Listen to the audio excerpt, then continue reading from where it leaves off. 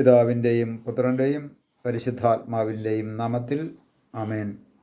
ഈശോ മിശിഹായിക്ക് സ്തുതിയായിരിക്കട്ടെ. യേശുവിൽ സ്നേഹം നിറഞ്ഞ സഹോദരങ്ങളെ എല്ലാവരെയും ദൈവവചനധ്യാനത്തിലേക്ക് നമ്മുടെ കർത്താവായ യേശുക്രിസ്തുവിൻ്റെ നാമത്തിൽ സ്വാഗതം ചെയ്യുന്നു. നമ്മുടെ കർത്താവ് ഈശോ മിശിഹ എല്ലാവരെയും സ്വർഗം തുറന്ന് അനുഗ്രഹിക്കട്ടെ എന്ന് പ്രാർത്ഥിക്കുന്നു. പ്രിയ സഹോദരങ്ങളെ, നമുക്ക് കർത്താവിൻ്റെ തിരുവചനം നമുക്ക് ധ്യാനിക്കാം.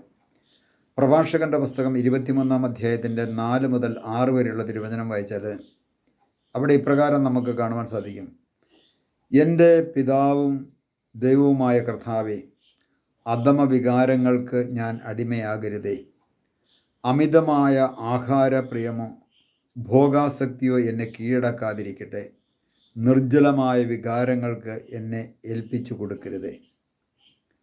ദൈവത്തിൻ്റെ പരിശുദ്ധാത്മാവ് വളരെ വ്യക്തമായിട്ട് നമ്മളെ ഓർമ്മിപ്പിക്കുന്ന ഒരു കാര്യമാണ്, ഒരു വചനമാണ്. എൻ്റെ പിതാവും ദൈവവുമായ കർത്താവേ, അധമ വികാരങ്ങൾക്ക് ഞാൻ അടിമയാകരുതേ. പ്രിയ സഹോദരങ്ങളെ, ഇന്ന് അനേകം വ്യക്തികൾ അധമ വികാരങ്ങൾക്ക് അടിമയായി ജീവിക്കുന്നവരുണ്ട്. അധമ വികാരങ്ങൾ അത് ജഡത്തിൻ്റെ ആസക്തിയിൽ വരുന്നതാണ്. അധമ വികാരങ്ങൾ, ഭക്ഷണം കഴിക്കുന്നത്, തിന്നുകുടിച്ച് ജീവിക്കുന്നതുമെല്ലാം ജഡത്തിൻ്റെ ആസക്തിയിൽപ്പെട്ടതാണ്. സ്ത്രീ പുരുഷ ബന്ധങ്ങളോ അല്ലെങ്കിൽ ജഡികാസക്തി മാത്രമല്ല, ജഡത്തിൻ്റെ ആസക്തിയിൽപ്പെട്ടതാണ് ഭക്ഷണത്തോടുള്ള അമിതമായ ആർത്തിയും കൊതിയുമെല്ലാം ഈ മേഖലയിൽ വരുന്നതാണ്. അപ്പോൾ ചില ഭക്ഷണങ്ങൾ കഴിക്കുമ്പോൾ അധമ വികാരങ്ങൾക്ക് പല വ്യക്തികളും അടിമപ്പെടാറുണ്ട്. ചില ഭക്ഷണങ്ങൾക്കൊക്കെ അങ്ങനെയുള്ള ചില പ്രത്യേകതയൊക്കെ ഉണ്ട്. അതുകൊണ്ടാണ് ചിലരൊക്കെ ചില വീഞ്ഞൊക്കെ ഇച്ചിരിയൊക്കെ കുടിച്ചു കഴിഞ്ഞ് കഴിയുമ്പം അവർക്ക് വികാരം ഉണ്ടാകുന്നു. അവർ പിന്നെ മറ്റുള്ളവരെ കടന്നു പിടിക്കാൻ ശ്രമിക്കും. അവർക്ക് കടന്നു പിടിക്കാൻ ശ്രമിച്ചില്ലെങ്കിലും അവർ സെക്സ് സംബന്ധമായ വാക്കുകളൊക്കെ ഉപയോഗിക്കാൻ തുടങ്ങും. പിന്നെ അതൊക്കെയായിരിക്കും അവർ പറയുന്നത്. ഇതെല്ലാം അധമ വികാരങ്ങൾക്ക്, ചില നമ്മൾ ഭക്ഷണപാനീയങ്ങൾ ഉപയോഗിക്കുന്നതിൻ്റെ പരിണിതഫലമായിട്ട് പല വ്യക്തികളും അധമ വികാരങ്ങൾക്ക് അടിമപ്പെടാറുണ്ട്.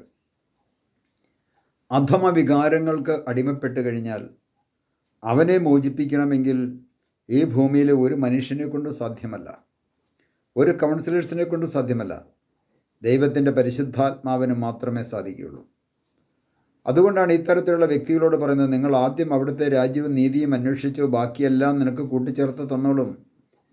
ദൈവത്തിൻ്റെ രാജ്യവും ദൈവത്തിൻ്റെ നീതിയുമാകുന്ന പരിശുദ്ധാത്മാവിനെ ഒരു വ്യക്തി അന്വേഷിച്ച് സ്വീകരിക്കാൻ തുടങ്ങിക്കഴിഞ്ഞാൽ ജഡത്തിൻ്റെ ആസക്തികളും അതുപോലെ ജഡത്തിൽ കുടികൊള്ളുന്ന അധമ വികാരങ്ങളെയും ദൈവത്തിൻ്റെ പരിശുദ്ധാത്മാവ് തന്നെ നിഹനിച്ച് കളഞ്ഞോളും.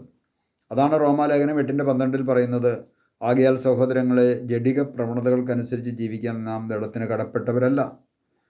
ജഡത്തിൻ്റെ പ്രവണതകളെ ആത്മാവിനാൽ നിഹനിക്കുന്നുവെങ്കിൽ നിങ്ങൾ ജീവിക്കും, അല്ലെങ്കിൽ നിങ്ങൾ മരിക്കുമെന്നുള്ള വചനം പോലും കിടക്കുന്നതിൻ്റെ കാരണം അതാണ്. ദൈവത്തിൻ്റെ പരിശുദ്ധാത്മാവിന് മാത്രമേ ഈ മേഖലയിൽ ഇടപെടാൻ പറ്റുകയുള്ളൂ. അതുകൊണ്ട് പ്രാർത്ഥിക്കുന്ന വ്യക്തികളെ സംബന്ധിച്ചിടത്തോളം, പ്രാർത്ഥിക്കാത്ത വ്യക്തികളെ സംബന്ധിച്ചിടത്തോളം അധമ വികാരങ്ങൾക്ക് ഞാൻ അടിമപ്പെട്ട് ജീവിക്കുന്നൊരു വ്യക്തിയാണ്.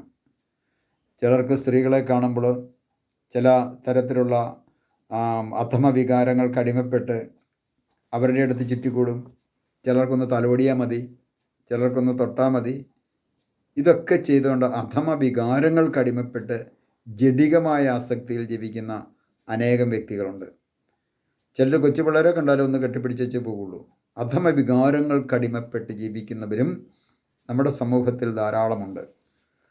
അതുകൊണ്ടാണ് ദൈവത്തിൻ്റെ പരിശുദ്ധാത്മാവിൽ നിറഞ്ഞ് പ്രാർത്ഥിക്കുന്നത്, എൻ്റെ പിതാവും ദൈവവുമായ കർത്താവേ, അധമ വികാരങ്ങൾക്ക് ഞാൻ അടിമയാകരുതേ. അമിതമായ ആഹാരപ്രിയമോ ഭോഗാസക്തിയോ എന്നെ കീഴടക്കാതിരിക്കട്ടെ. അമിതമായ ആഹാരപ്രിയം, ചിലർക്ക് എന്തോരെ കഴിച്ചാലും പോരാ. അമിതമായിട്ട് ആഹാരം കഴിക്കുക,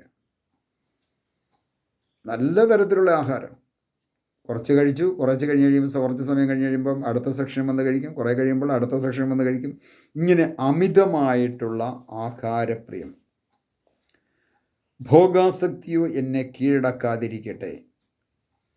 ഈ ഭക്ഷണമൊക്കെ കഴിച്ച് അല്ലെങ്കിൽ മദ്യമൊക്കെ കഴിച്ച് വീഞ്ഞൊക്കെ കുടിച്ച് ഉന്മത്തനായി കഴിഞ്ഞ് കഴിയുമ്പോൾ പലതരത്തിലുള്ള ഭോഗാസക്തിയുടെയും അടിമയായി മാറ്റപ്പെടുന്നു. പ്രിയ സഹോദരങ്ങളെ, നമ്മുടെ ആരുടെയും ജീവിതത്തിൽ ഇത് കടന്നു വരുവാൻ ദൈവം അനുവദിക്കുന്നില്ല, ദൈവം ആഗ്രഹിക്കുന്നില്ല.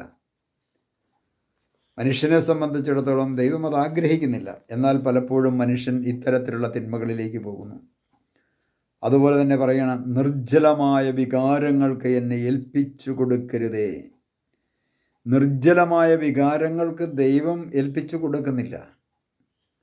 നിർജ്ജലമായ വികാരങ്ങൾ ഒരു മനുഷ്യൻ്റെ ജീവിതത്തിലേക്ക് അവൻ്റെ ജഡത്തിൽ കുടികൊള്ളുന്ന പിശാചാണ് അതിട്ട് കൊടുക്കുന്നത്.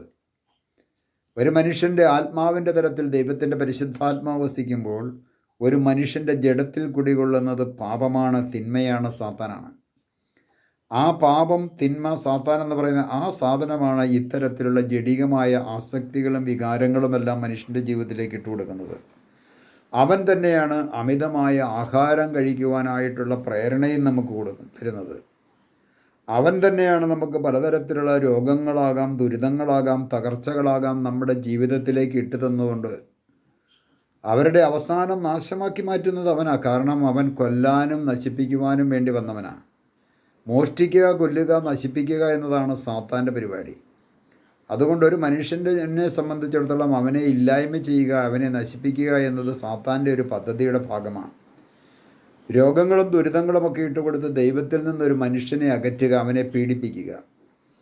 ഭക്ഷണമൊക്കെ ആസക്തിയും ആർത്തിയൊക്കെ കൊടുത്തുകൊണ്ട് അവൻ ഭക്ഷണം കഴിക്കുന്നു. അവസാനം അവൻ പലതരത്തിലുള്ള രോഗങ്ങൾക്കും അടിമപ്പെട്ടു പോകുന്നു, അടിമയായി മാറുന്നു. അതുകൊണ്ട് പ്രിയ സഹോദരൻ, നിങ്ങൾ പ്രാർത്ഥിക്കണം, എൻ്റെ പിതാവും ദൈവവുമായ കർത്താവേ, അധമ വികാരങ്ങൾക്ക് ഞാൻ അടിമയാകരുതേ. അമിതമായ ആഹാരപ്രിയത്തിന്, ഭോഗാസക്തിക്കോ എന്നെ കീഴടക്കാതിരിക്കട്ടെ. എന്നെ കീഴടക്കാതിരിക്കട്ടെ. നിർജ്ജലമായ വികാരങ്ങൾക്ക് എന്നെ ഏൽപ്പിച്ചു കൊടുക്കരുതേ എന്ന്. നിർജ്ജലമായ വികാരം. പ്രിയ സഹോദരങ്ങളെ, നമുക്ക് ദൈവത്തിന് മുമ്പിൽ പ്രാർത്ഥിക്കാം.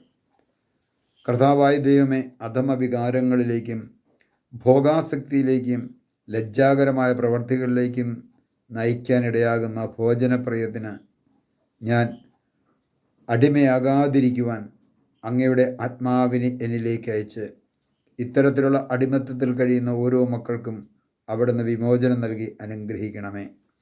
പിതാവിൻ്റെയും പുത്രൻ്റെയും പരിശുദ്ധാത്മാവിൻ്റെയും നാമത്തിൽ ആമേൻ.